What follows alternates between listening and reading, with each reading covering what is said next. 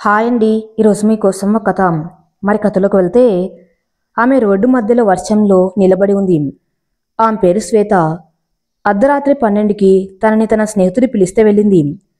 ఆమె రోడ్డు మీదకి వచ్చి నిలబడి తన స్నేహితుడికి ఫోన్ చేసి, ఎంతసేపురా అంటే వస్తున్నా అని చెప్పాడు. ఇంతలో వర్షం మొదలైంది. ఇంతలో ఆ అబ్బాయి వచ్చి ఆ అమ్మాయిని పలకరిస్తాడు, హాయ్ అని. సారీ అంటే పర్వాలేదు చెప్పు అంటే అతను ఓ కేక్ ఆప్ ముందు పెట్టి, హ్యాపీ బర్త్డే శ్వేత అని పెద్దగా అరుస్తూ చప్పట్లు కొడతాడు. రే వంశీ, నా బర్త్డే ఎలా తెలుసు అంటే, నాకంతే అన్నీ తెలిసిపోతాయన్నాడు. ముందు కేక్ కట్ చేయి అంటాడు. సరే అని కేక్ కట్ చేసి వంశీకి పెడుతుంది. ఇంతలో వంశీ ఆ కేక్ తనకి ఫేస్కి పూసి ఐ లవ్ యూ బంగారం అంటాడు.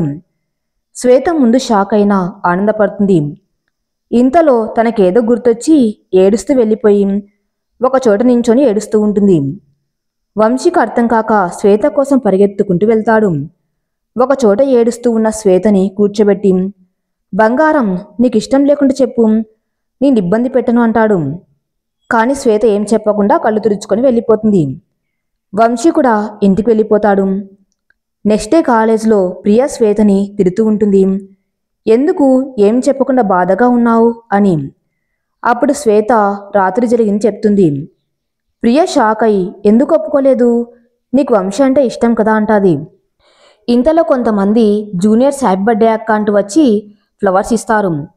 ప్రియ షాక్ అయి, ఏంటి నీకు బర్త్డేకి విషెస్ చెప్పించుకోవడం కూడా ఇష్టం ఉండదుగా, మీ అమ్మనాళ్ళు చనిపోయాక బర్త్డేని చేసుకోవడం మానేశావు, ఈసారేమో కేక్ కట్ చేశావు, పైగా వీళ్ళతో విషెస్ కూడా చెప్పించుకుంటున్నావు అంటే శ్వేత జూనియర్స్ వైపు చూసి థ్యాంక్ యూ సో మచ్ అంటుంది. వాళ్ళు వెళ్ళిపోయాక ప్రియతో, అవునే నాకు అసలు ఇష్టం లేదు, కానీ రాత్రి వాడిని నిరాశపరచడం ఇష్టం లేక కేక్ కట్ చేసి హ్యాపీ చేశాను, కానీ వాళ్ళ లవ్ ప్రపోజల్ ఒప్పుకోలేదు అంటుంది. ఎందుకే అంటే ఏం లేదు పద క్లాస్కి అంటుంది. ఇంతలో శ్వేత ఫోన్ మోగుతుంది. మాట్లాడి ప్రియతో, అన్నయ్య వచ్చాడట స్టేషన్ నుండి, నన్ను ఇంటికి రమ్మని చెప్పాడు, నేను ఇంటికి వెళ్తున్నా అని వెళ్ళిపోతుంది. ప్రియ క్లాస్కి వెళ్తుంది. శ్వేత ఇంటికి వెళ్ళాక, సారీరా నైట్ స్టేషన్లో పని ఉండింది అందుకే రాలేదు అంటాడు. పర్లేదులే అని వాళ్ళ అన్నయ్యకి కాఫీ ఇస్తుంది. కాఫీ తాగుతూ, ఈరోజు నీ పుట్టినరోజు అయినా నీకు విషెస్ అందుకోవటం ఇష్టం లేదు కదరా, అందుకే నీ బర్త్డే విషెస్ చెప్పలేదు నైటు. నీ బర్త్డే రోజు షాపింగ్ కోసం బయటకు వెళ్ళినందుకు అమ్మ నాన్న చనిపోయారని నువ్వు అప్పటి నుండి బర్త్డే చేసుకోవటం మానేశావు, చాలా బాధగా ఉందిరా, ఇంకా ఎన్ని సంవత్సరాలు ఇలా ఉంటావురా, ఇప్పటికే 7 సంవత్సరాలు అవుతుంది, కనీసం విషెస్ అయినా అందుకోరా అంటే లేదు అన్నయ్య నాకు ఇష్టం లేదు అంటుంది. ఇంతలో ఇంటికి ప్రియా వచ్చి, దాని మొహం లేరా రామ్, అది ఈసారి విషెస్ చెప్పించుకుంది. రామ్ ఆశ్చర్యపోయి, ఎవరితో విషెస్ చెప్పించుకుంది అంటాడు. శ్వేత వద్దు చెప్పకు అని సైగ చేస్తుంది. శ్వేత సైగ చేయటం చూసిన రామ్, సరేలే మళ్ళీ అదే చెప్తుంది అనుకొని, సరేలే ప్రియా అని తన రూమ్లోకి వెళ్ళిపోతాడు. శ్వేత ప్రియని రూమ్లోకి లాక్కొని వెళ్ళి, ఒసే మెంటల్ పగల్ అన్నయ్యకి చెప్తావు ఏంటే అంటే, ఏమైందే మీ అన్నయ్య కూడా హ్యాపీ అవుతాడుగా, వంశీ గురించి ఇప్పుడే కాదు మళ్ళీ నేనే చెప్తాను అంటుంది. సరే చెప్పను, కానీ నాకు బిర్యానీ చేసి పెడితే చెప్పను, లేకుంటే చెప్పేస్తా అంటుంది. నీ తిండి పిచ్చి ఆవా తగలయ్యా, క్లాస్కి బంక్ కొట్టి బిర్యానీ కోసం వచ్చావా రాక్షసి, నా కోసం కాకుండా అంటుంది. ప్రియా నవ్వుకుంటుంది. ఏదో ఒక రోజు నాకు దొరుకుతావే, ఫుట్బాల్ ఆడుకుంటా నీతో అంటుంది శ్వేత. పీకినవుతి, నీకు బెదిరించడమే రాదు, నాతో ఏం ఆడుకుంటావు, జూనియర్స్కి ఎలా తెలిసిపోయిందో అనుకున్నారు కదా, ఉన్నాడుగా మన హీరో వంశీ, అతని ప్లానే అది, అండ్ వాళ్ళ బీటెక్ ఫైనల్ ఇయర్లో ఉన్నారు మన శ్వేత వంశీ ప్రియా. ప్రియా శ్వేత వాళ్ళ ఇంట్లో ఫుల్గా బిర్యానీ తినేసి ఇంటికి వెళ్ళిపోయింది. రామ్ శ్వేత రూమ్లోకి వచ్చి శ్వేతకి ఎదురుగా కూర్చున్నాడు కుర్చీలో. ఏమైందన్నయ్యా అంటే, నువ్వు నా దగ్గర ఏదో దాస్తున్నావంటాడు. శ్వేత తడబడుతూ, అదేం లేదన్నయ్యా అంటుంది. రామ్ నవ్వుకొని, చిన్నప్పటి నుండి నిన్ను చూస్తున్నాం, నీ బాధ కష్టం సుఖం నాకు అర్థమవుతాయిరా అంటే శ్వేత ఏడుస్తూ, సారీ అన్నయ్య నీకు చెప్తే ఏమవుతుందా అని చెప్పలేదు, నేను ఏమనని చెప్పరా చిట్టి, శ్వేత ముద్దు పేరు ఎవరికి తెలియదు, వాళ్ళ ఇంట్లో వాళ్ళకి తప్ప ఫ్రెండ్స్కి కూడా తెలియదు అంటే శ్వేత వంశీ ప్రపోజ్ చేసిన విషయం చెప్తుంది. వంశీ చాలా సంతోషపడి తర్వాత బాధపడతాడు. ఏదో గుర్తొచ్చి సరే అని రేపు వంశీని ఇంటికి రమ్మని చెప్పు అంటే సరే అని వంశీకి ఫోన్ చేసి రమ్మని చెప్తుంది. నెక్స్ట్ డే వంశీ శ్వేత ఇంటికి వస్తాడు. శ్వేత తన అన్నయ్య రామ్ని పరిచయం చేస్తుంది. వంశీ తను మా అన్నయ్య పోలీస్ ఆఫీసర్ ఐపీఎస్ అని వంశీ షేక్ హ్యాండ్ ఇచ్చి నైస్ టు మీట్ యూ అంటాడు. తర్వాత వాళ్ళ ఇల్లు చూస్తూ ఉన్నట్టు ఉండి అతని చూపు శ్వేత అమ్మ నాన్నల ఫోటో మీద పడుతుంది. ఆ ఫోటోలో శ్వేత నాన్నని చూసి షాక్ అయ్యి ఇతను మీ నాన్న అంటే అవును ఎందుకు అలా అడిగావంటే ఏం లేదు నేను వెళ్ళి వస్తాను అనేసి వెళ్ళిపోతాడు. రామ్ ఇంట్లో రామ్ శ్వేతతో వంశీ చాలా మంచివాడుగా ఉన్నాడు, నువ్వు చాలా లక్కీరా అంటే అన్నయ్య నాకు ఉన్న గండం మర్చిపోయారా, నాకు 23 సంవత్సరాలు వచ్చాయి, త్వరలో గండం రాబోతుంది, ఆ గండం తప్పించేది ఒకే ఒక వ్యక్తి, ఆ వ్యక్తి ఎక్కడ ఉన్నాడో ఇప్పటిదాకా తెలియటం లేదు, అతని జాడ తెలియకుంటే నా మీద ఆశ వదిలేసుకోవాలి, తెలియదా అంటే రామ్ తెలుసురా, నీకున్న గండం ఎలా మర్చిపోతాను రామ్, అమ్మ నాళ్ళు చనిపోయిన దిగుల్లో ఉన్నప్పుడే ఒక స్వామీజీ నానమ్మ తాతయ్యలతో చెప్పటం విన్నాము చాటు నుండి, నువ్వు ఏదో క్లాస్లో ఉంటావు అయినా నీకు బాగా అర్థమైంది, తర్వాత నానమ్మ తాతయ్యలు కూడా చనిపోయారు 3 సంవత్సరాల తర్వాత, చూద్దాం రా ఇంకొక నెల ఉంది నీ గండం రావటానికి, ఇంతలో ఆ వ్యక్తి వస్తాడేమో చూద్దాం రా, అంతా ఆ దైవ నిర్ణయం అని పైకి గంభీరంగా సమాధానం చెప్పినా లోపల తన చెల్లి తనకి దూరం అవుతుందేమో అన్న భయంతో బాధపడతాడు. అక్కడే ఉండి ఏడిస్తే తన చెల్లి కూడా బాధపడుతుందని నాకు వర్క్ ఉంది అని రూమ్లోకి వెళ్ళి ఏడుస్తాడు. నాకు ఉన్నదే ఒకే ఒక బంధం నా చెల్లి, తన్ని కాపాడు తండ్రి, అది లేకుంటే నేను ఉండలేను, అసలు నా తండ్రి చేసింది మంచి పనినే కానీ నా తండ్రి చేసిన పనికి నా చెల్లి చనిపోతుందని ఎందుకు చెప్పాడా స్వామీజీ, త్వరగా మాకు కావలసిన వ్యక్తిని మాకు దగ్గర చేసేలా చేసి నా చెల్లిని కాపాడు స్వామి. శ్వేతకి ఏదో గండం ఉంది అని లవ్ ప్రపోజల్ ఒప్పుకోలేదు. ఇంటికి వెళ్ళి ఏడుస్తూ కూర్చున్న వంశీ ఆశ చావక ఓల్డ్ న్యూస్ పేపర్ తీసుకుని ఫోటోను చూస్తాడు. అది శ్వేత వాళ్ళ నాన్నే అని చాలా బాధపడతాడు. శ్వేత వాళ్ళ ఇంట్లో ఇంతకుముందు శ్వేతకి గండం ఉందని చెప్పిన స్వామీజీ శ్వేత ఇంటికి వచ్చి శ్వేతని రామ్ని పిలిచి రాబోయే గండం గురించి భయపడి బాధపడకండి, శ్వేత గండం రావటానికి కారణం మీ నాన్ననే, 9 సంవత్సరాల క్రితం మీ నాన్న చేసిన పని వల్లనే నీ గండం అంటాడు. మా నాన్న చేసిన పని వల్ల గండం ఏమిటి స్వామీజీ అంటే ఆ స్వామీజీ ఇలా చెప్తాడు. 9 సంవత్సరాల క్రితం శ్వేత వాళ్ళ నాన్న ఏసీపీ, ఎక్కడైనా అన్యాయం జరుగుతుంటే ఊరుకోడు, అందులో భాగంగానే ప్రజలను మభ్యపెట్టి మోసం చేసే ఒక వ్యక్తిని పట్టుకుంటాడు, అతన్ని వదిలేస్తే లంచం ఇచ్చి లేకుంటే బెయిల్ మీద బయటికి వచ్చి మళ్ళీ ప్రజల్ని పీడిస్తాడని ఎవరికీ తెలియకుండా అతన్ని వేరే చోటికి తరలించి అక్కడే ఎన్నో కష్టమైన పనులు చేయిస్తూ తిండి నీరు పెట్టకుండా మాడుస్తుంటాడు.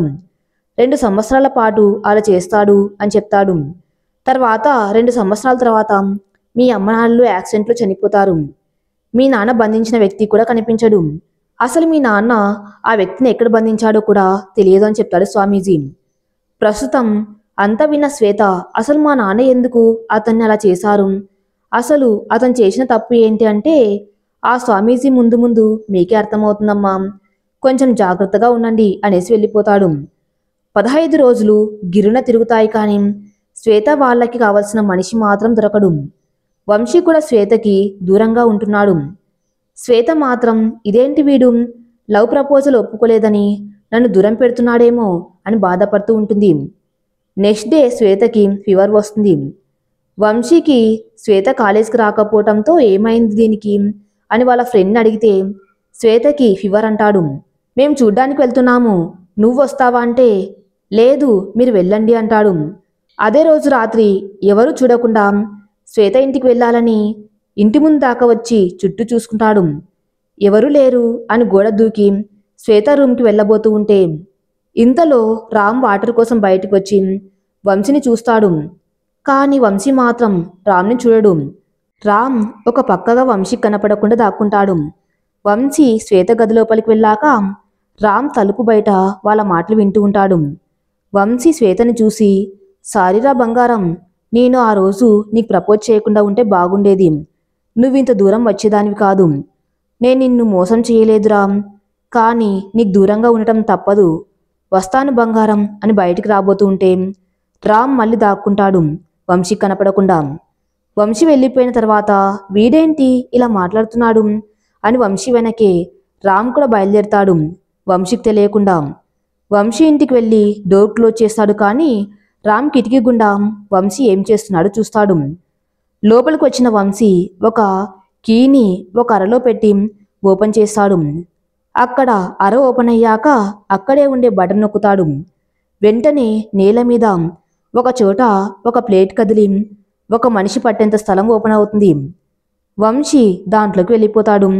రామ్కి అర్థం కాక చూస్తూ ఉంటే ఇంతలో రామ్కి ఒక కాల్ వస్తుంది. సార్, మీ నాన్నగారు ఇంతకుముందు 9 సంవత్సరాల క్రితం ఒక అతన్ని అరెస్ట్ చేశారని చెప్పారుగా, మీరు అతని డీటెయిల్స్ కనుక్కోమని మీరంటే నాకు డీటెయిల్స్ దొరికాయి సార్, మీ ఫోన్కి ఫార్వర్డ్ చేశాను చూడండి అంటే ఆ డీటెయిల్స్ చూసి వంశీ షాక్ అవుతాడు. వెంటనే ఆలస్యం చేయకుండా ఇంటికి వెళ్ళి శ్వేతను లేపుతాడు.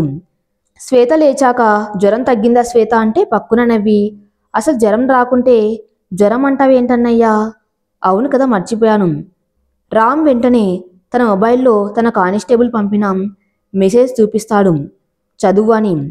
అది చూసిన శ్వేత కూడా షాక్ అయ్యి, అంటే అన్నయ్య వంశీ అని ఏదో అనబోతూ ఉంటే అవన్నీ తర్వాత వంశీ ఇంటికి వెళ్ళాలి పదా అని వెంటనే వంశీ ఇంటికి వెళ్తారు.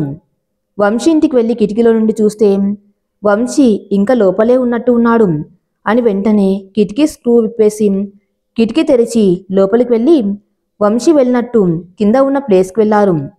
చప్పుడు చేయకుండా కిందికి వెళ్ళి వంశీ కోసం చూస్తే వంశీ ఒక టేబుల్ ముందు ఏవో పుస్తకాలు పెట్టుకొని అలసిపోయి నిద్రపోయి ఉంటాడు. వెంటనే శ్వేత రామ్ చుట్టూ చూస్తారు ఏమున్నాయని. ఒకచోట శ్వేత చూపులు నిలిచిపోతే రామ్ కూడా అక్కడ చూసి షాక్ అవుతాడు. అక్కడ శ్వేత చిన్నప్పటి ఫోటో ఉంటుంది, అది చూసి షాక్ అవుతారు. వెంటనే రామ్ వంశీ మొహం మీద నీళ్లు పోస్తూ అక్కడే బాటిల్లో నీళ్లు ఉంటే దెబ్బకలేసి కూర్చుంటాడు. ఎదురుగా శ్వేత రామ్లు కోపంగా చూస్తూ ఉండేసరికి వీళ్ళు ఇక్కడికి ఎలా వచ్చారా అని, మీరేంటి ఇక్కడ నరుస్తారు? వెంటనే రామ్ అరవకు, నేను అసలే కూల్గా ఉండేవాణ్ణి అని నేరస్తుల విషయంలో మాత్రం జాలికరణ లేనివాణ్ణి అంటాడు. అందరూ ఏరా, మా ఇంటికి వచ్చి కావాలని శ్వేతని ప్రేమించి శ్వేతకి అపాయం తలపెట్టాలని చూస్తున్నావా? వంశీ అర్థం కాక చూస్తుంటే, ఏంటమ్మా బుజ్జి, నీకింకా అర్థం కాలేదా సరిగ్గా? 9 సంవత్సరాల క్రితం మీ నాన్నని అరెస్ట్ చేసింది మా నాన్నే అని నీకు తెలుసు అని నాకు ఈరోజు తెలిసింది. శ్వేత ఫోటో ఇక్కడ ఎందుకుంది చెప్పు, లేకుంటే మీ నాన్నకి మా నాన్న వేసిన లాంటి శిక్ష నీకు నేను వేస్తాను చెప్పు. అసలు ఏం చేయాలనుకున్నావు? వంశీకి అర్థం కాక ఆ పాప ఫోటో శ్వేతనా అని షాక్ అవుతాడు.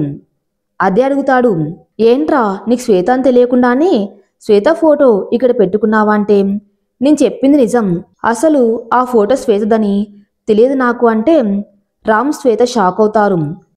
రామ్, మరి మా నాన్న అరెస్ట్ చేసింది మీ నాన్నేగా అంటే, అవును రామ్, మా నాన్నే. నాకు కూడా మీ నాన్నే అన్న విషయం నాకు మీ ఇంటికి వచ్చాక మీ నాన్నగారి ఫోటో చూశాక తెలిసింది. అది ఎలా తెలిసింది వంశీ నీకు అంటే, వంశీ ఒక న్యూస్ పేపర్ చూపిస్తాడు. దాని హెడ్లైన్ చదువుతాడు.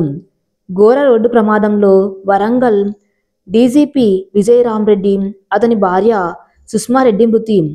మృతదేహాలు గుర్తుపట్టలేనంతగా లోపల మనుషులు కాలిపోయి ఉన్నారు. 2 సంవత్సరాల క్రితం ఒక అతన్ని అరెస్ట్ చేసి ఎవరికి తెలియని ప్రదేశంలో దాచిపెట్టాడు. ఆ ప్రదేశం ఎక్కడ ఉందో, అతను ఎక్కడ ఉన్నాడో, బతికి ఉన్నాడో తెలియదు అని పక్కన ఒక ఫోటో వేస్తారు. రామ్ ఇంకా చదవలేక పక్కన పెట్టేస్తాడు. శ్వేతకి మళ్ళీ గతం గుర్తొచ్చి ఏడుస్తూ ఉంటుంది. రామ్ వంశీ కూడా బాధగా ఉంటారు. వెంటనే రామ్ వంశీ కాలర్ పట్టుకొని, చెప్పరా ఎందుకు వచ్చావు? శ్వేత ఫోటో నీ దగ్గర ఎందుకు ఉంది? వంశీ రామ్ వాళ్ళతో ఇలా చెప్తాడు, నేను మీకు చెప్తా, నేను అప్పట్లో వారణాసిలో ఉండేవాణ్ణి మా అమ్మతో. మా నాన్ని అప్పటికి మీ నాన్న అరెస్ట్ చేసి ఉన్నాడు. మా అమ్మ ఏ బాధపడలేదు, ఎందుకంటే మా నాన్న చేసిన తప్పుకి శిక్ష పడవలసిందే అని గుండె నిబ్బరంగా ఉంచుకొని నన్ను పెంచుతూ ఉంటుంది. ఒకరోజు మా ఇంటికి ఒక స్వామీజీ వచ్చి ఒక పాప ఫోటో ఇచ్చి మా అమ్మతో, చూడండి, మీకు ఇచ్చిన ఫోటోలో ఉన్న పాప పెద్దయ్యాక ఏదో ఒక రోజు మీ దగ్గరికి వస్తుంది, తనకి సహాయం చేయండి, మీరు తన్ని వెతకవలసిన అవసరం లేదు, తానే వస్తుందని చెప్తాడు. మా అమ్మ సరే స్వామి అని అంటుంది. తర్వాత 2 సంవత్సరాలకి, అంటే నా 10th క్లాస్లో మా అమ్మ చనిపోతూ ఫోటో ఇచ్చి స్వామీజీ చెప్పిన మాటలు చెప్తుంది. నేను సరే అంటాను. ఇంటర్లో ఇక్కడ వరంగల్లో సీటు వచ్చింది, రావాలా వద్దా అని ఆలోచిస్తూ ఉంటే ఒక స్వామీజీ వచ్చి, నాయనా నీకు సీటు వచ్చిన చోటికి వెళ్ళు, ఆ అమ్మాయి నీ దగ్గరకు రావచ్చు అంటాడు. సరే అని వరంగల్కి వచ్చేశాను. కానీ ఆ అమ్మాయి ఇంతవరకు రాలేదేంటి అని ఆలోచిస్తూ ఉంటే ఇంతలో మీరు వచ్చి అది శ్వేత ఫోటో అన్నారు. ఇది జరిగింది అంటాడు వంశీ. రామ్ ఆనందంతో వంశీని హగ్ చేసుకొని, మా శ్వేతను కాపాడడానికి దేవుడు పంపింది నిన్నే. ఇన్ని రోజులు నీ రాక కోసం నేను శ్వేత ఎంతో ఎదురు చూశాము. తర్వాత అందరు రూమ్లోకి వచ్చేస్తారు. ఇప్పుడు చెప్పు రామ్, శ్వేతకు ప్రమాదం ఏమిటి అంటే ఆ రోజు స్వామి చెప్పిన విషయం చెప్తాడు. అంతా విన్న వంశీ, అంటే రాబోయే ప్రమాదం ఏంటో తెలియదు. అవును, కానీ నువ్వు ఉండగా శ్వేతకు ప్రమాదం రాదు అని స్వామీజీ అన్నారంటే ఆ ప్రమాదం నుండి శ్వేతను బయటపడేసేది నువ్వే. సరే రామ్, పొద్దున్నే మీ ఇంటికి వస్తా, అక్కడ ఇంకా మాట్లాడుకుందాం, నాకు నిద్ర వస్తుంది, 1 గంట పడుకుంటా. సరే బాయ్ వంశీ అనేసి రామ్ శ్వేత వెళ్ళిపోతారు. తర్వాత రోజు పొద్దున్నే వంశీ రామ్ శ్వేత వాళ్ళ ఇంటికి వస్తాడు. రామ్ వంశీని కూర్చోమని చెప్తాడు. శ్వేత, అన్నయ్య నేను కాఫీ తీసుకొని వస్తాను అని వెళ్తుంది. రామ్ సరే. వంశీ, రామ్ ఇప్పుడు చెప్పు, మన శ్వేతకి ఏమైనా సహాయం చేయాలా? నేను ఇంతకుముందు స్వామీజీ నాతో చెప్పాడు శ్వేత వచ్చి సాయం అడుగుతుంది అని. రామ్ అవును అని వాళ్ళ చిన్నప్పుడు స్వామీజీ చెప్పిన విషయం చెప్తారు. అది వంశీ ఆ స్వామీజీ శ్వేతకి గండం అన్నాడు, కానీ ఆ గండం ఏమిటో చెప్పలేదు సరిగ్గా. అంతలో ప్రియ కూడా శ్వేత కోసం ఇంటికి వస్తుంది. లోపలికి వస్తుంటే వంశీ శ్వేతకు సహాయం చేయాలా అని అడిగితే డౌట్ వచ్చి మొత్తం వింటుంది. శ్వేతకి గండం అనే మాట విని షాక్ అయి లోపలికి వస్తుంది కోపంగా. రామ్ వంశీ షాక్ అవుతారు. కొంప తీసి వినేసిందా అని. హే వంశీ, నువ్వేంటిక్కడ? అది ఊరికే వచ్చాను, నువ్వేంటిక్కడ? ప్రియా, గడ్డి పీకడానికి వచ్చాను అని రామ్ వైపు చూసి, ఏంటి శ్వేత గండం ఉంది అని నాకెందుకు చెప్పలేదు? నేను అంత పరాయ అమ్మాయినయ్యానా అని కోపంగా చూస్తుంది. అంతలో శ్వేత కాఫీ తీసుకుని వచ్చి అందరికీ ఇస్తుంది. ప్రియ మాటలు విని, ఒసే పగల్, నా గండమను నీకు చెప్తే నాకంటే నువ్వే ఎక్కువ బాధపడతావని చెప్పలేదు అంటే ప్రియ ఏడుస్తూ శ్వేతని హక్ చేసుకుంటుంది. వంశీ, సరే వంశీ, నేను శ్వేతకు సహాయం చేస్తాను, కానీ అసలు గండం ఏంటి తెలియదు, ఎలా ఇప్పుడు అంటే ఇంతలో స్వామీజీ లోపలికి వస్తాడు. ఆ స్వామీజీని చూసి అందరు నమస్తే పెడతారు. స్వామీజీ, శ్వేత గండం తప్పించే మనిషి దొరికాడు, కానీ గండం ఏమిటి అని ఆలోచిస్తున్నారా? వంశీరామ్, అవును స్వామి. స్వామీజీ, నాయన శ్వేత ప్రాణాలు తీయటానికి ఒక దుష్ట మాంత్రికుడు కాచుకొని ఉన్నాడు, అతనే శ్వేతను చంపుతాడు. అంటే ఎవరు స్వామి ఆ మాంత్రికుడు అంటే? ఆ మాంత్రికుడు గురించి చెప్తా, కానీ మాంత్రికుడు ఎవరో చెప్పను అంటే సరే స్వామీజీ అంటారు. స్వామీజీ, చూడండి రాము, శ్వేత మీ అమ్మ నాన్నలు యాక్సిడెంట్లో చనిపోయారు అని అనుకున్నారు కదా? అవును స్వామి. లేదు నాయన, మీ అమ్మ నాన్నలు యాక్సిడెంట్లో చనిపోలేదు. ఇప్పుడు శ్వేత ప్రాణాలు తీయటానికి ఎదురు చూస్తున్న ఆ మాంత్రికుడి గురువునే మీ అమ్మ నాన్నల ప్రాణాలు తీయాలని చూశాడు, కానీ కారులో ఉండేది మీ అమ్మ నాన్నలు మాత్రమే కాదు, మీ కారులో దొరికిన వాళ్ళు. అక్కడ ఉన్న అందరు షాక్ అవుతారు. ఏంటి స్వామి? అవును నాయనా, నేను చెప్పింది నిజం. నా ఊహ నిజమైతే మీ అమ్మ నాన్నలు కూడా ఆ మాంత్రికుడి దగ్గరే బందీగా ఉండవచ్చు అనిపిస్తుంది. మీరు దివ్య దృష్టితో చూసి చెప్పండి స్వామి, మా అమ్మ నాన్నలు ఉన్నారో లేదో. నేను చాలాసార్లు చూశాను నాయనా, మీ అమ్మ నాన్నల గురించి ఏమీ తెలియటం లేదు. బతికున్నారో లేదో, కానీ యాక్సిడెంట్లో మాత్రం చనిపోలేదు. ఆ దుష్ట మాంత్రికుడు ఏ సమయంలో అయినా వస్తాడు, శ్వేతను తీసుకుని వెళ్తాడు, కానీ ఈ వారం రోజులు మాత్రమే శ్వేతకి ఏం కాదు, కాబట్టి ఈ వారం రోజులు భయపడకండి. ఆ మాంత్రికుడే మీ మీద ఎందుకు పగ సాధించాలని అనుకున్నాడు చెప్తాడు అని వంశీ చెవిలో ఏదో చెప్పి వెళ్ళిపోతాడు. స్వామీజీ వెళ్ళిపోయిన తర్వాత అందరు కూర్చొని రిలాక్స్ అవుతారు. కొంతసేపటి తర్వాత వంశీ ఏదో మాట్లాడాలని శ్వేతని పక్కకు తీసుకువెళ్తాడు. వెంటనే మన ప్రియ కూడా రామ్ని లాక్కొని రామ్ రూమ్లోకి వెళ్ళి తలుపు వేసింది. పక్కకు వెళ్ళాక, ఇదేంటి ఇలా లాక్కొని వచ్చేసావు? వంశీ, మరి మనకి ఏకాంతం కావాలిగా, నీతో మాట్లాడాలంటే. సరే ఏమిటో చెప్పు, కింద ప్రియ మా అన్నయ్య ఉన్నారు, ఏంటి కింద మీ అన్నయ్య ప్రియ ఉన్నారా? ఒకసారి కిందికి తొంగి చూడు వెళ్ళి. సరే అని వెళ్ళి చూసి ఇదేంటి వీళ్ళెట్టిపోయారు అని పోని వంటగదిలో ఉన్నారని చూస్తే అక్కడ కూడా ఎవరు ఉండరు. శ్వేత ఆలోచిస్తూ వస్తుంది వంశీ దగ్గరికి. ఇంకా రామ్ గదిలో ఏంటి చూద్దాం. రామ్, ఏయ్ ఏంటి ఈ తలుపు ఎందుకు వేశావు? ప్రియా, నిన్ను రేప్ చేద్దామని. రామ్, వాట్? లేకుంటే ఏంది? నీతో మాట్లాడాలి, అందుకే తలుపు వేశాను. అదేదో త్వరగా చెప్పు, శ్వేత వాళ్ళు వచ్చేస్తారు. లవర్స్ అన్న వాళ్ళు ఎవరైనా త్వరగా కిందికి వస్తారా? కానీ శ్వేత ఇంకా ఒప్పుకోలేదుగా. ఇంకా శ్వేత వాళ్ళ దగ్గర. శ్వేత ఆలోచిస్తూ వస్తుంది వంశీ దగ్గరికి. వంశీ, ఏం బంగారం, వాళ్ళు ఉన్నారా కింద? శ్వేత, నీకెలా తెలుసురా వాళ్ళు ఉండరు అని? ఇప్పుడు వాళ్ళు ఎక్కడ ఉన్నారో మనకెందుకు గాని ముందు చెప్పు. ఏం చెప్పాలి? ఒక 3 ముక్కలు ఉన్న డైలాగ్ చెప్పు. అర్థం కాలేదు. గుర్తొచ్చింది. చదువు పదం. 3 ముక్కలేగా. ఇది కాదే, అది క్యూట్ స్వీట్గా ఉండే డైలాగు. శ్వేత, గుర్తొచ్చింది. అదే చెప్పు. జిలేబీ. జిలేబీ. వాట్? జిలేబీనా? క్యూట్ స్వీట్ అన్నావుగా. అదేగా, చూడగానే తినాలనిపిస్తుంది. ఒసేయ్, బాగా ఆలోచించి చెప్పు.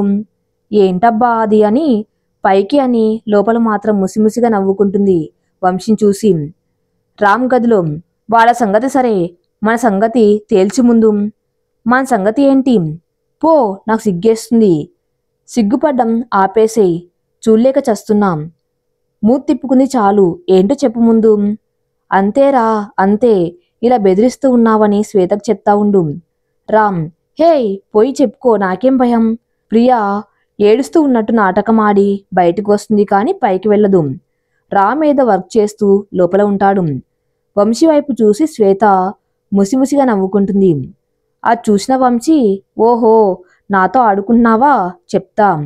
వంశీ, సరేలే, నీకెలాగూ గుర్తు రాలేదుగా, నేను వెళ్తున్నా అని డోర్ దాకా వస్తాడు. శ్వేత, సరే వెళ్ళు. వంశీ, వాట్ అని వెనక్కి తిరుగుతాడు. అక్కడే సోఫా మీద కాలు మీద కాలు వేసుకుని కూర్చుని ఉంటుంది. శ్వేత, ఏంటి వెళ్ళు, వెళ్తా అన్నావుగా. వంశీ, అది వెళ్తా అంటే ఆపడం తెలియదా? ఎందుకు ఆపాలి? ఎందుకో చెప్పాలా అని శ్వేత దగ్గరికి రొమాంటిక్గా చూస్తూ వస్తాడు. శ్వేతకి ఎదురుగా వచ్చి రొమాంటిక్గా చూస్తూ ఉంటే శ్వేత బయటపడి లేచి నించొని, ఏంటి అలా చూస్తున్నావు, ముద్దు పెడతావా ఏంటి కొంపదీసి? వంశీ, వావ్ ఎంత మంచి ఐడియా ఇచ్చావు బంగారం, నీకు ముద్దు కావాలా అని కొంచెం దగ్గరికి వస్తాడు. శ్వేత, హే దూరం దూరం జరుగు. వంశీ శ్వేత మాటలు పట్టించుకోకుండా ఇంకా కొంచెం దగ్గరికి వచ్చి ముద్దు పెట్టబోతుంటే శ్వేత గట్టిగా కళ్ళు మూసుకుంది. 1 నిమిషం అయ్యాక కూడా ముద్దు పెట్టకుంటే ఏమైందా అని కళ్ళు తెరిచి చూస్తుంది. ఎదురుగా వంశీ ఉండడు. శ్వేత, వీడెక్కడికి వెళ్ళాడు అని చుట్టూ చూస్తూ ఉంటే వంశీ, ఒసేయ్ ఇక్కడ ఉన్నానే అంటే. శ్వేత, ఎక్కడ్రా? వంశీ, కిందికి చూడు కనిపిస్తాం. శ్వేత కిందికి చూసి షాక్ అయింది. వంశీ శ్వేత కాళ్ళు పట్టుకుని ఉన్నాడు. శ్వేత, రేయ్ ఏంట్రా ఇది, లే ముందు. నీకు దండం పెడతానే, నిజం చెప్పు. ఇంకా ఆట పట్టించుకే ప్లీజే. నేను ఏం ఆట పట్టించాన్రా, నాకేం అర్థం కాలేదు. వంశీ, ఇదిగో ఇలా అంటే నిజంగా ముద్దు పెట్టేస్తా. సరే పెట్టేయి. పోవే, నేను వెళ్తున్నాం అని వంశీ లేచి బయటికి వచ్చేస్తుంటే శ్వేత గట్టిగా లాగింది వంశీ చేయి పట్టుకొని.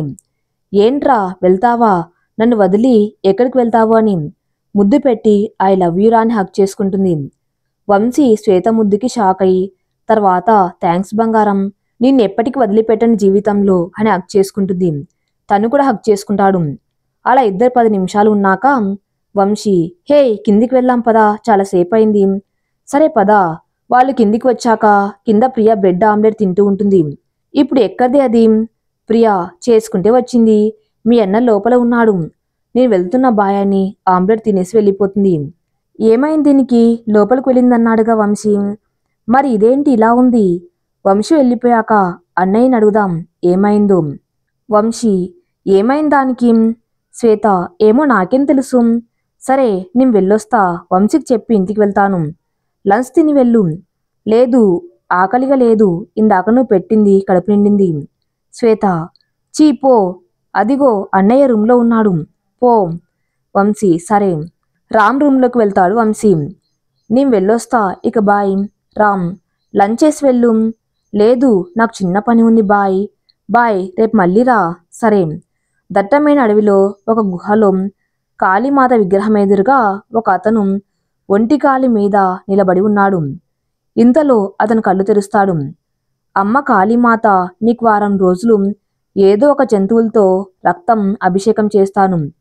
చివరి రోజు నా శత్రువుని బలి ఇచ్చి నీ అనుగ్రహంతో బంగారు పువ్వుని సొంతం చేసుకుని లోకమంతా నా వశం చేసుకుని కావలసిన ప్రతి ఆడదాన్ని పొంది వాళ్ళ మీద నా శక్తిని వాళ్ళ మీద ప్రయోగిస్తూ నా శక్తులని ఇంకా పెంచుకుంటూ ఉంటాను. హహహహ. శ్వేత, వస్తున్నా, నీకోసం వస్తున్నాం. నిన్ను పొంది రాక్షస ఆనందం పొందుతాను. అమావాస్య రోజు సిద్ధంగా ఉండు. హహహహ. అలా వారం రోజులు గడిచిపోతాయి. తర్వాత రోజు అమావాస్య. వంశీ శ్వేత ఇంటికి వస్తాడు. రామ్, దా వంశీ, నీకోసమే చూస్తున్నా. చూడు వంశీ, నా చెల్లెలు నీ చేతుల్లో ఉంది. ఇక దానికి ఏమైనా అయితే ఈ రామ్ ప్రాణాలతో ఉండడు. అలా అనకు అన్నయ్య, వంశీ ఉన్నాడు, నాకేం కాదు. నాకు ఆ నమ్మకం ఉంది. ఇంతలో అక్కడికి ఒక పొగలాగా వస్తుంది. అది ఎక్కడి నుండి వచ్చిందో అని వాళ్ళకు అర్థం కాక దగ్గుతూ ఉంటారు. వెంటనే ఆ పొగ మాయమైపోతుంది. ఎదురుగా వంశీ శ్వేత కూడా ఉండరు. రామ్, శ్వేతకి ప్రమాదం వచ్చేసింది, తోడుగా వంశీ కూడా వెళ్ళాడేమో. అసలు పొగ ఎక్కడి నుండి వచ్చింది నాకేం అర్థం కావటం లేదు. ఇప్పుడేం చేయాలి, ఏం చేయాలి? హా, ప్రియకు కాల్ చేస్తాం. ఇంతలో ప్రియని లోపలికి రాబోతుంది. ప్రియని చూసిన రామ్ వెంటనే వెళ్ళి ప్రియని హక్ చేసుకుని ఏడుస్తూ ఉంటాడు. ప్రియకి అర్థమవుతుంది శ్వేత ప్రమాదంలో ఉంది అని. ప్రియా, రామ్ భయపడకు, శ్వేతకి ఏం కాదు. అవును, వంశీ ఎక్కడా? శ్వేతతో పాటు వెళ్ళాడేమో అనిపిస్తుంది. ఎందుకంటే ఇక్కడ ఏదో పొగలాగా వచ్చింది. సడన్గా ఆ పొగ మాయమైంది. అయ్యాక చూస్తే ఎదురుగా శ్వేత, వంశీ లేరు. నా ఊహపరంగా శ్వేతని కాపాడడానికి వంశీ కూడా వెళ్ళాడు. లేక వంశీకి కూడా ప్రమాదం ఉందా అర్థం కావట్లేదు. సరే సరే, భయపడకు. ఇంతలో స్వామీజీ వస్తాడు. రాగానే, స్వామీజీ, చూడండి, శ్వేతను తీసుకొని వెళ్ళింది ఒక దుష్టమాంత్రికుడు. కాని శ్వేతను తీసుకొని మాయమవ్వాలనుకున్నాడు. మీ మీద పొగ వదిలి కాని వంశీ పొగ రాగానే అనుమానంతో వెంటనే శ్వేతని గట్టిగా కౌగులించుకున్నాడు. శ్వేతని మాత్రమే తీసుకువెళ్లాలనుకున్నాడు. కానీ శ్వేతని, వంశీని అలా పట్టుకోవడంతో వంశీని కూడా తీసుకువెళ్ళాడు. రేపటి సాయంత్రంకి వచ్చేస్తారు. రేపు సాయంత్రంకి రాకుంటే వాళ్ళ మీద ఆశలు వదిలేసుకోవాలి. రేపు సాయంత్రం వరకు నేను ఇక్కడే ఉంటాను. మీకేమైనా అభ్యంతరం ఉందా? రామ్, అయ్యో స్వామీజీ, మా ఇంట్లో మీరు బస చెయ్యటం మాకెంత అదృష్టం. మాకు ఎటువంటి అభ్యంతరము లేదు. కానీ మా చెల్లి లేకుంటే నేను బతకను స్వామీజీ. ప్లీజ్ ఏదో ఒకటి చేయండి. స్వామీజీ, చూడు నాయనా, ఈ విషయంలో నేనేం చేయలేను. ఎందుకంటే అక్కడ ఉన్నది దుష్టమాంత్రికుడు. నాకు దివ్యశక్తి తప్ప అటువంటి శక్తులు నాకు తెలియదు. రేపటి సాయంత్రం వరకు ఓపిక పట్టాలి. మీరిక్కడే నేను చెప్పిన పూజ చెయ్యండి. కానీ భార్యాభర్తలు చెయ్యాలి. మీరేమో భార్యాభర్తలు కాదు. ఇప్పుడెలా? రామ్, ఇప్పుడేం చేయాలి స్వామీజీ? పోనీ ఆ అమ్మాయిని పెళ్లి చేసుకుని ఆయన. ఇప్పుడే ఎందుకంటే మనం వెంటనే పూజ మొదలు పెట్టాలి. రామ్, లేదు స్వామీజీ, నేను తన మెడలో తాళి కట్టలేను. నా వల్ల కాదు. శ్వేతకి ఏమైనా అయితే నేను బతకలేను. ఈ పెళ్ళయ్యాక నాకు ఏమైనా అయితే తనకు అన్యాయం జరుగుతుంది. నా వల్ల కాదు.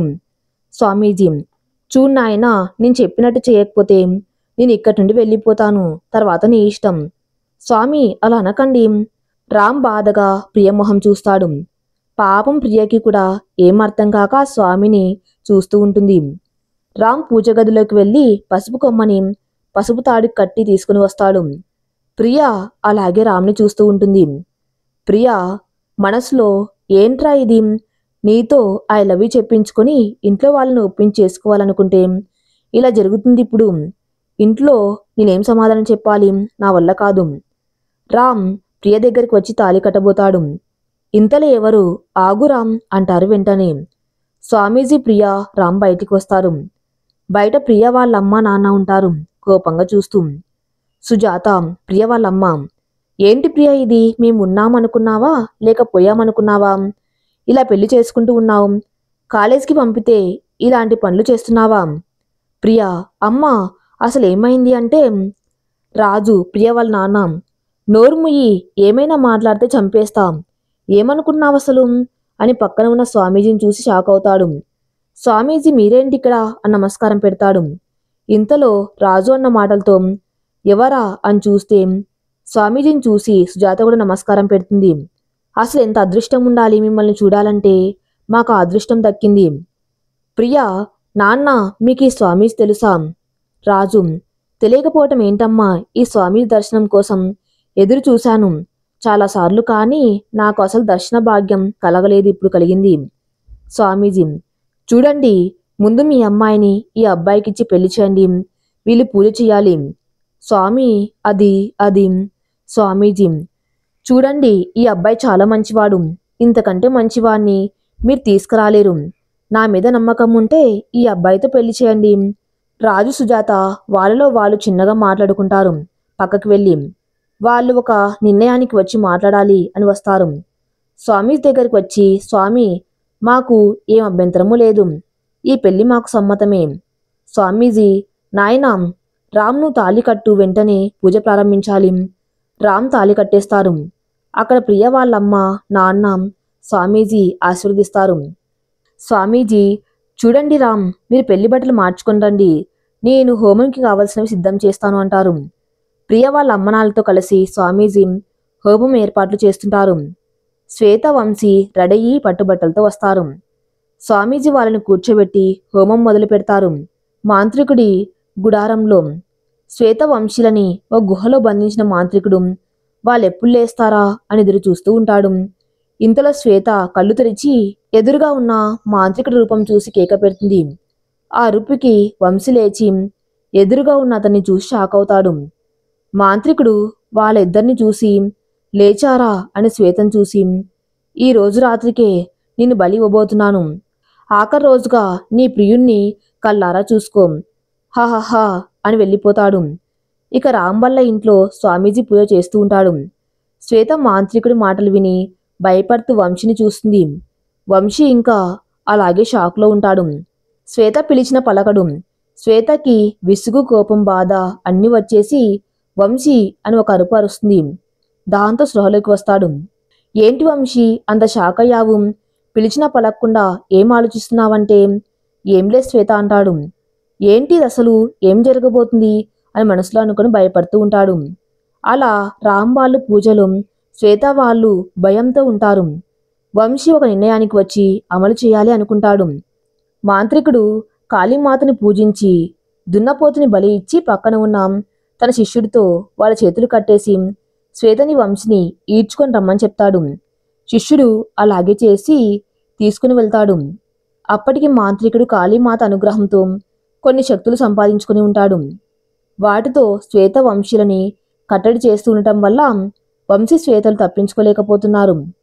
శ్వేత కాళికమాత ఎదురుగా బలి పీఠం మీద పెట్టి కాళీమాతతో, మాత ఎన్నో రోజుల తర్వాత నేను ఎదురు చూస్తున్న రోజు వచ్చింది, నువ్వు ఈ బలిని స్వీకరించి నాకు మృత్యుంజయుడిని చేసి లోకం నా గుప్పెట్లో ఉండేలా చెయ్యని కోరుకొని బలిపీఠం మీద ఉన్న శ్వేత తల నరకటానికి కత్తి ఎత్తి శ్వేత మెడ మీద వేటు వేస్తుంటే నాన్న అని అరుపుతో ఆగిపోతాడు.